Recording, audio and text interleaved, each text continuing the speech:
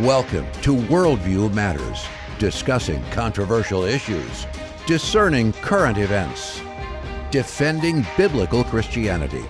No topic off limits. And now, here's your host, David Fiorazzo. God bless you, brothers and sisters, friends, new viewers. Thank you so much for tuning in to Worldview Matters.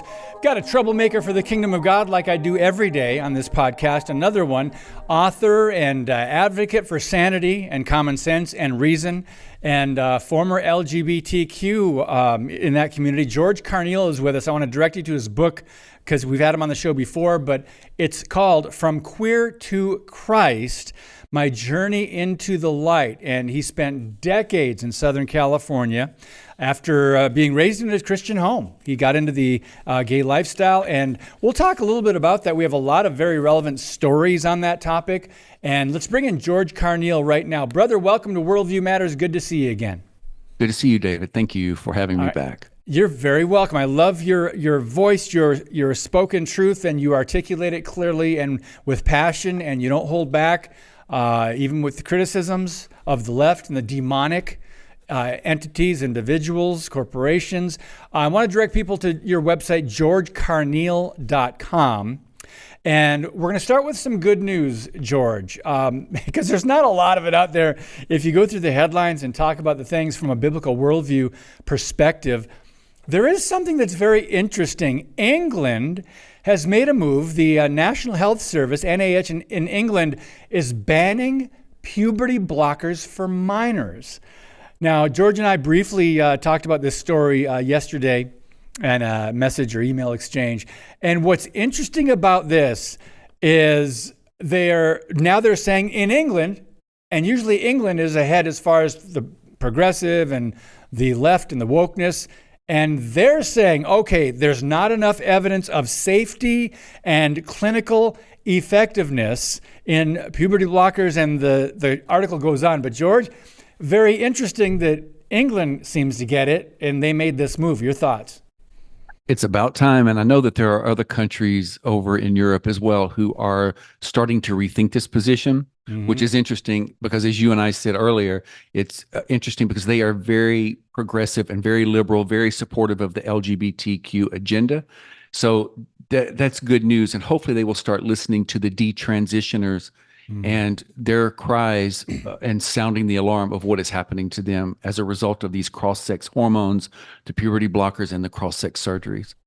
Well, they're not getting the headlines, the detransitioners, those who have left the LGBTQ, the people like yourself, from queer to Christ, people that, oh, wait a minute, so George, you weren't born that way?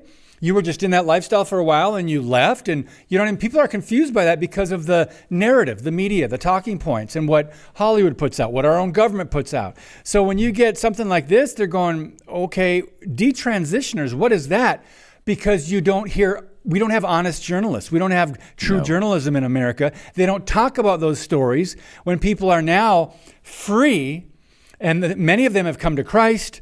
But there are a lot of detransitioners. I mean, Laura Perry Smaltz has talked about that frequently in the last couple of years. She said they are screaming, these detransitioners, a lot of them saying, why didn't you stop me, for example, before I had my breast cut off or something? They're actually saying, why didn't you say something? Why did you send me to a counselor who just encouraged this? Go ahead. I know you have a lot to share about this. Well, first of all, it's a money racket. The medical community is getting insanely rich off of this. Yeah. They don't care about the children. I'm so sick and tired of hearing that they care about the children. If they did, they would at least allow both sides to be heard, where people can make very informed decisions before going down this path. And even with voices like mine and so many other ex-LGBT individuals who are trying to sound the alarm, even the reality of the homosexual lifestyle, our voices are silenced at every turn. And I think that's what's so disheartening, is because at least from the gay men that I hear from all around the world, when they do stumble upon my story, they will email me and say, I'm so glad that you're saying this. And they say, I'm so miserable in this lifestyle and I don't see any hope of getting out of it. People are really hurting. But again, as you know, David, some are not going to listen and they want to go head first into that lifestyle. That's fine. but I believe it's so important for each individual to know that there is an opposing side, and we are sharing our stories and sounding the alarm, and they deserve to hear those stories. I have yet to get a phone call from Oprah since she wants to talk about my aha moment. Maybe that call is coming down the pike. Yeah, that's funny. I think you made our whole audience laugh with that one.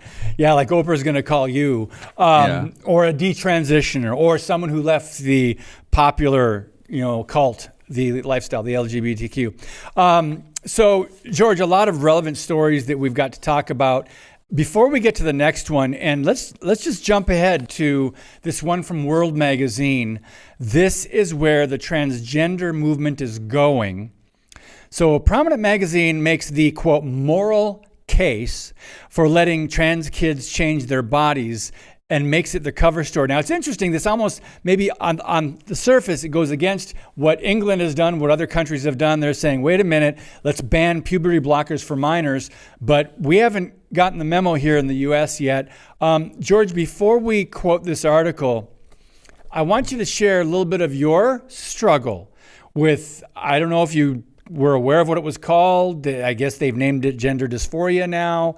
At the time you were struggling with it, maybe cross-dressing, it was popular. It was kind of like, who was it? Walt Heyer, former transgender. He says it was exhilarating, just putting on women's clothes and being another person. So you struggled with that a little bit during those years in Southern California. Just share about that. Well, it was really when I was a child. In my preteen years, I would grab my mom's high heel shoes and my sister's clothes, and I would lock myself in the bedroom and put on their clothes and wear the high heels. I will tell you, David, for me, and I didn't know that it was called gender dysphoria. All I knew was that if I could have been a girl, then God would love me. Maybe my father would love me, because he seemed to have more affinity toward little girls than little boys. He was not very demonstrative in his love with me, even with my brothers. And then lastly, I thought, well, then if I was a girl, then I could have a boyfriend, and then it would be okay with God, because I wanted to love and be loved. But as I later found out, thank God that most of the people who struggle with gender dysphoria, by the time they push through puberty and they hit 18, 19 years of age, about 80% of the individuals push through that gender dysphoria. And I'm very glad to be a man. And I will tell you real quickly, I actually did an interview with a woman who was very much a tomboy when she was a kid. And thank God we grew up at the time we did, because we would have fallen for this madness and destroyed our lives. But today she very much loves being feminine and being a lady and wearing dresses. And I love being a man. So we've got to really stop allowing children to make decisions that are life altering. This is insidious, and it's destructive. So this article, George, is by Albert Mohler, Jr., and it is over at World Magazine. And I just want to quote him to start off. He says, "We did see this coming. With relentless energy, the revolutionaries," and that's what they are, they're Marxist revolutionaries, "have bulldozed through the culture, breaking down one moral barrier after another, and all in the name of sexual and moral liberation. First, the revolution came for heterosexual relations. Premarital sex was normalized, and then extramarital sex followed. Adultery became an affair, and an entire system of sexual morality cracked. Then," he says, "it broke."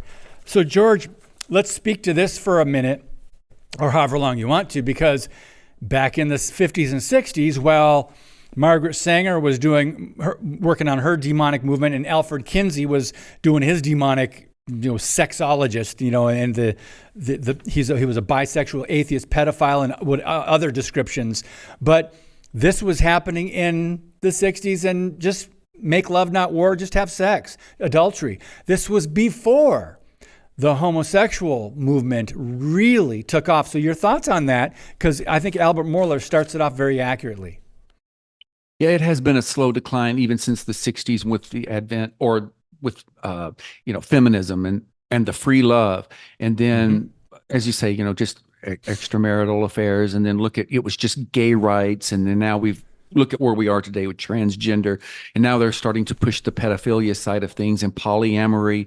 And I don't know if you know this, but even in Germany, the bestialists were demanding that bestiality sex with animals be made legal. I don't believe they've done that yet, but Spain did finally pass a law that bestiality is legal. So this is where we're headed. It was just a slippery slope, and this was never about equal rights as much as it was about special rights. And we should get more rights, and we're going to put down the others who don't agree with it. So this is not about equality. This is about domination and then shutting us up, especially the Christians. And I think that everyone who supports this, and even with the legal system, this is their way of giving Christians the middle finger, and just basically saying, we're going to tell you what to do, and you're going to like it. And if not, we'll destroy your life. It's really sad. Even the cases in Ohio, Indiana, Texas, and Montana, where Christian parents are having their children removed from the homes for not affirming the transgender ideology. It's alarming. Yes, and I want you to make sure, friends, that you understood what George just said. It is happening, and it's not going to stay just in the big cities, right? Mueller goes on, he said, in a matter of decades, marriage was redefined, and humanity's most basic institution was expanded to include same-sex couples. And he said something very interesting, George. They gained so much ground so fast that even the revolutionaries and the LGBTQ activists were astounded. And then something happened on the way to the Pride Parade. The T in LGBTQ became the issue. And what he said, George, I'll let you comment on this. Americans are increasingly not buying the argument that medical intervention like hormone blockers and surgeries is in any way appropriate for children and teenagers. So it seems like the left has overplayed their hand. They pushed it too far. What are your thoughts? They not only overplayed their hand, when they started going for the children, that's where the backlash came.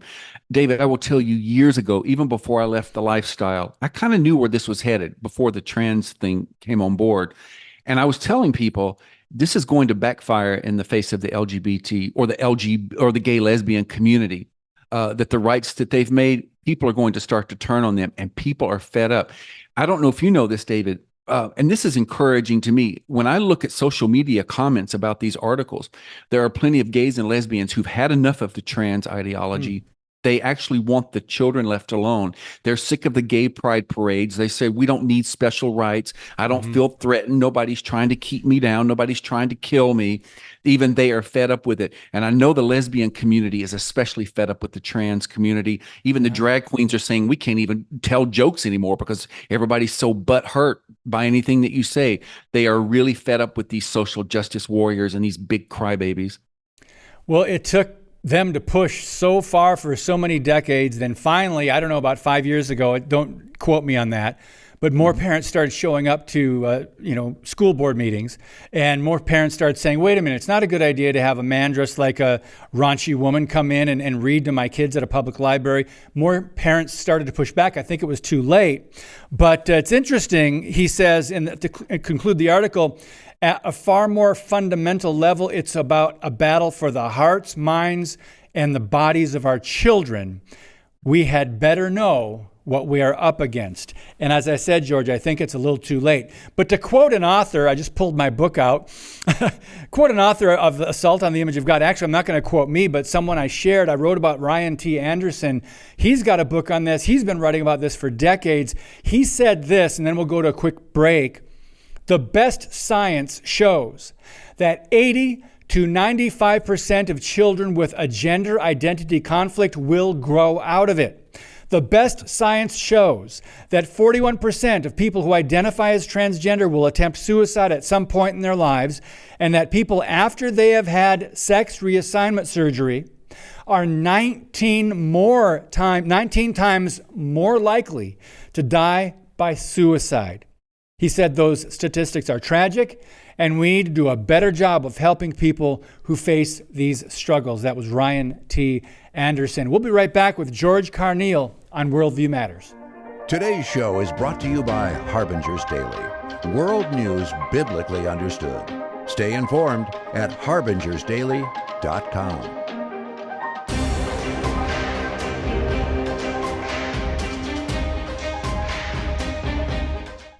Hey friends, if you're listening to our show via audio podcast, first, thank you. But please help us out by leaving a 5-star review. They really help the show rise in the rankings. And the show is growing thanks to you and, of course, under God's sovereignty. And we just want to encourage you, if you know someone who would like to sponsor Worldview Matters, send us an email. And you can go to our website, worldviewmatters.tv, click on the email, send the email, and our producer, Mike Menzel, will get back to you. So, George, let's move on to the next article. And this is a very familiar story. It's, I think, disgusting. But we're talking about Pete Buttigieg and his husband, who recently called out libs of TikTok and as not the bee, in other words, the true side of the Babylon bee, not the satire side. They said her response is priceless. So this is an article where he actually said, what did he say? As a parent. Now, first of all, Jeff, bring up the picture from the People magazine story of the two men pictured in the hospital holding babies. They didn't have those babies. This is Pete Buttigieg and his quote unquote husband. They're in the hospital as if they're showing the facade that it's a family and that's just as natural as a man and a woman and the union of a God-ordained natural marriage having a baby. So, George, first your thoughts on this facade, and then we'll get into what Chason Buttigieg said. Well, now I know when I go to the emergency room why it takes me 7 hours to get into a room, because they're doing photo ops with Pete. So that explains that. This is disgusting, and I don't know what they're trying to prove. It's such a mockery to women who have birth children. I have nothing else to say about it, David. It's just utter insanity.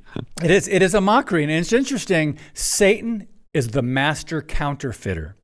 He will mock and he will counterfeit God, and this is what they're doing here. But here's what he said in a post.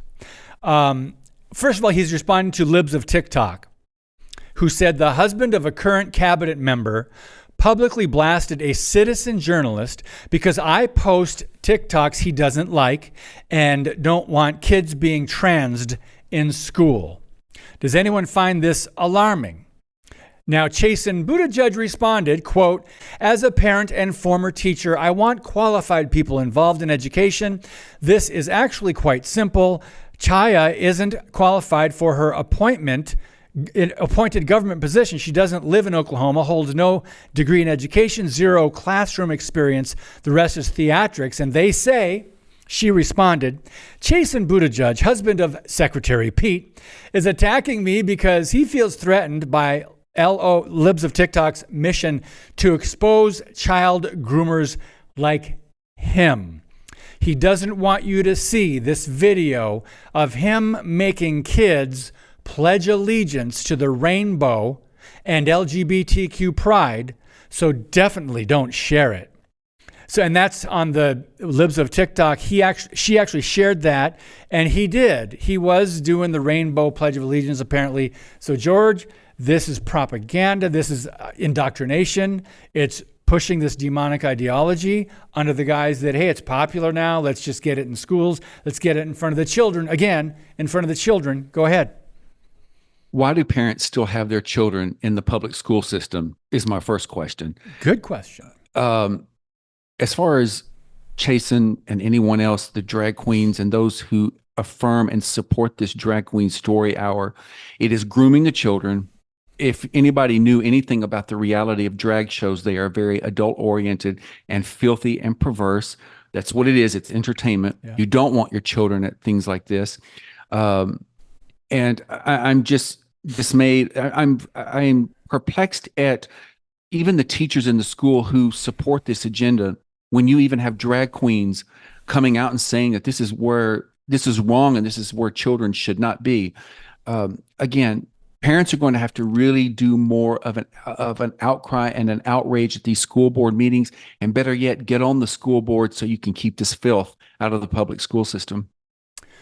And yes, it's in the system, and it's in small towns. I always tell the true story that I think a year and a half ago, in a very, very small town about 20 miles from here called Kiel, Wisconsin, population 4,000, right? Got that? Population 4,000. 3 eighth grade boys were suspended for not using the proper pronouns of a classmate.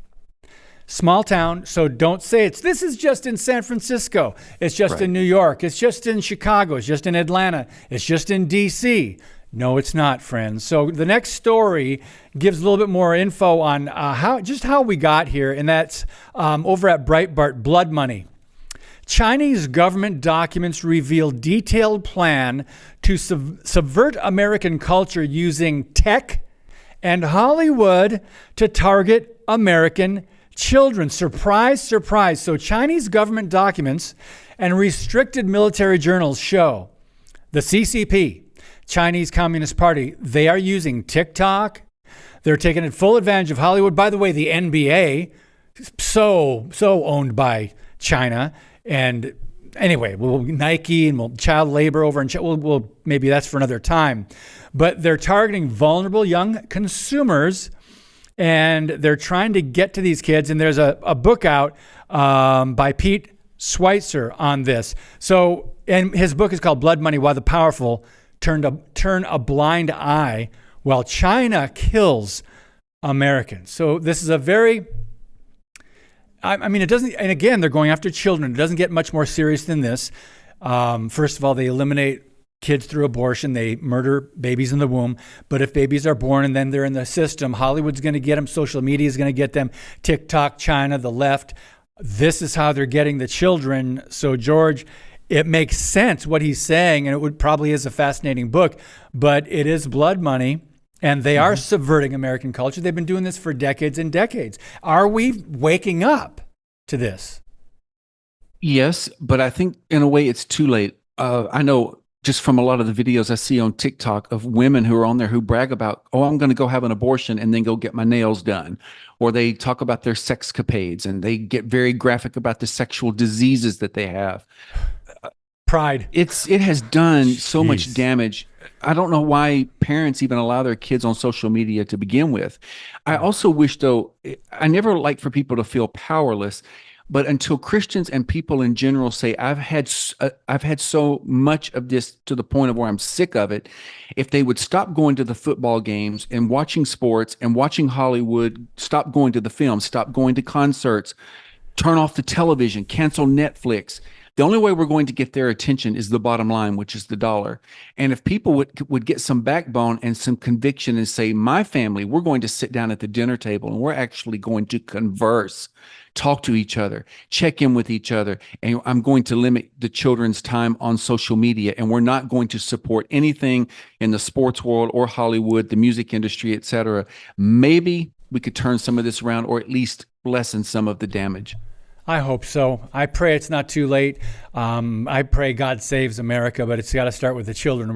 We got to do a better job protecting them. So this app, TikTok, has penetrated the heart of America's culture, becoming a central part of the lives of many of our young kids, teenagers and younger children and young adults. But the Chinese government doesn't permit its own app, TikTok, in their own population. Instead, they harness the app's addictive quality, and then they target America to shape the minds of young people over here. Very interesting. No, not many people point out that is there a contradiction there? Wait a minute, this is from China. It's their app, and they don't even allow it. And anyway, George, we've got to move on really briefly to this story I just found over at Liberty Sentinel. I get your comments on it because we only have 3 minutes left, unfortunately. This is called How Evildoers Weaponized Music and Entertainment Against God and You. And basically, the reason I'm using this is we've been talking about this. Our 100th show here on Worldview Matters, we had author, journalist, and documentary film producer Curtis Bowers. And if you haven't watched Agenda documentary, please, friends, look up Agenda at agendaweekly.com. So we had Curtis Bowers on. He was talking about how communists are using music and entertainment. This is just like the previous story where China is doing that to subvert culture. So Alex Newman writes, diabolical evil has infested every cultural sector imaginable, including the music industry, Hollywood, and even sports. And then he talks about why. So, I mean, money, fame, Super Bowl. Look at all the commercials. What about the Grammys? What about award shows? So, George, in these last couple minutes, I would just let you speak a little bit more on this, because it's not just China, but this is a leftist Marxist agenda in America.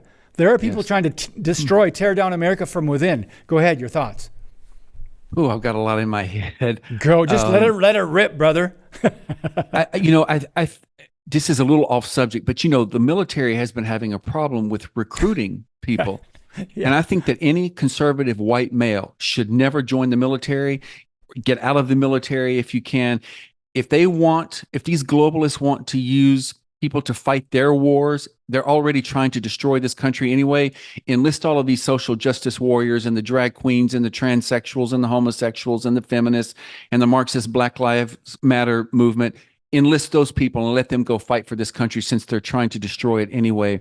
Again, it goes back to, if we could boycott all the award shows and everything Hollywood, I would, figuratively speaking, love to see Hollywood crash and burn. But it's got to be turning off the TV. Yep. Stop supporting these people.